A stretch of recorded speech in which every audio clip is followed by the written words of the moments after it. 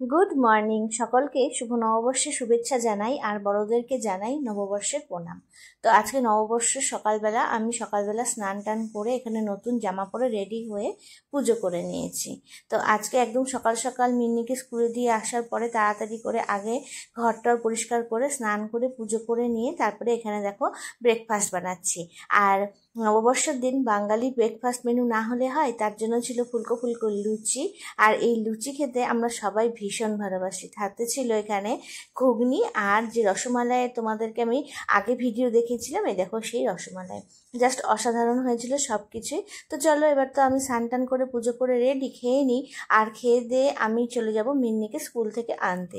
এখানে তো নববর্ষের ছুটি নেই, এখানে ছিল তার আগের দিন উড়িয়া নববর্ষ, সেদিন ছুটি ছিল।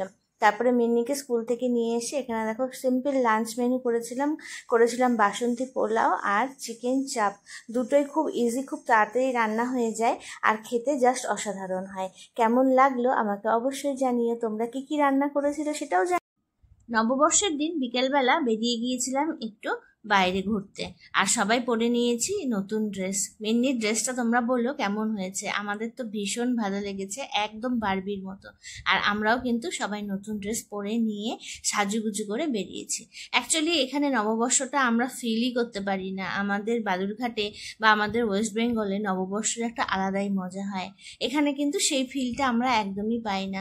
তবে ওই নিজেরা ফ্যামিলি মিলে একটু ঘুরে বেড়ানো, একটু মন্দিরে যাওয়া, এসব করেই আমরা কাটিয়ে নিই। তারপরে একটু বাইরে খাওয়া দাওয়া। তো আমরা চলে এসেছিলাম, একটু কাজ ছিল বাইরে, কিছু কেনাকাটি করার ছিল।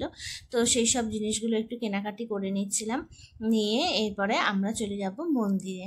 অ্যাকচুয়ালি নববর্ষের দিন একটু মন্দিরে না আসলে হয় না। প্রত্যেক বছর আমরা সকালেই যাই, তবে এবার আর সকালে অনেক কিছু চাপ ছিল, মিনি স্কুল ছিল, হাজব্যান্ডের অফিস ছিল, তো এই করে আর সকালে কিন্তু যাওয়া হয়নি মন্দিরে। তাই সন্ধেবেলা অবশ্যই মন্দির তো ভিজিট করতেই হয়, ঠাকুরের দর্শন না করলে হয়। তো এখানে আমরা পুজোর জন্য সব কিছু নিয়ে পুজো দিয়ে এবার বেরিয়ে যাব এখান থেকে।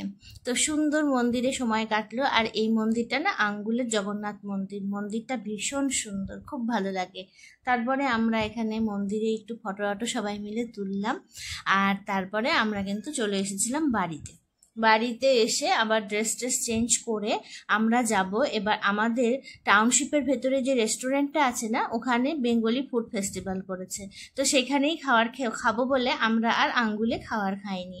তো এই তো আবার বাড়িতে এসে ফ্রেশ হয়ে নিয়েছি শাড়ি পরে, আর আমারও ভালো লাগছিল না, আর মিন্নিরও আর ওই এত ভারী ছিল বারবি ড্রেসটা, ওটা পরে ওরও আর ভালো লাগছিল না।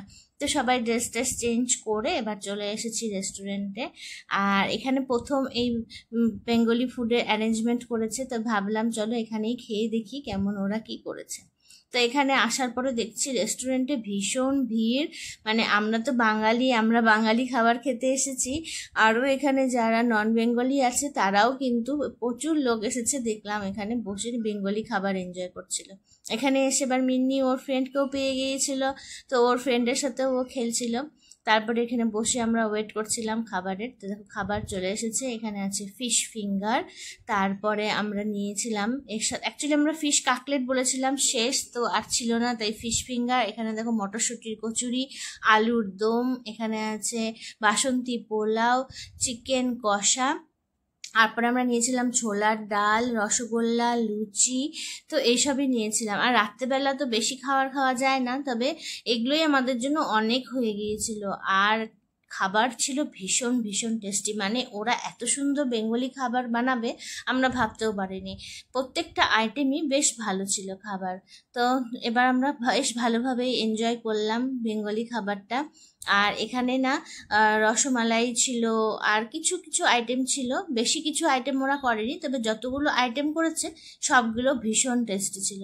আর এই ছোলার ডালটা তো জাস্ট অসাধারণ বানিয়েছিল, মিন্নিরও খুব ভালো লেগেছে। তারপরে খেয়ে দিয়ে এই তো এবার বেরিয়ে পড়েছি। আর এই যে একটা ফুল দেখলে মাথায় লাগিয়েছি, এটা এখানে গাছগুলো থেকে পেরে দিয়েছিল পৃথ্বীরাজ আমাকে, তো আমি ওটা মাথায় লাগিয়ে নিয়েছিলাম। আর এবার বাড়ির পথে ফেরা। এই তো এইভাবেই আমাদের নববর্ষ কেটে গেল। এখানে কোনো হই হুল্লোড় নেই, কিছু নেই, নিজেরা নিজেদের মতো করে কাটানো। তোমাদের নববর্ষ কেমন কাটলো? আশা করি খুব ভালোই কেটেছে। জানিও তোমরা কমেন্ট করে, তোমরা কমেন্ট করলে বেশ ভালো লাগে। আর এই তো আমরা বাড়ির পথে ফিরছি। দেখো টাউনশিপের রাস্তা কি সুন্দর, এত লোক আছে কিন্তু রাস্তায় কিন্তু লোক দেখতে পাবে না।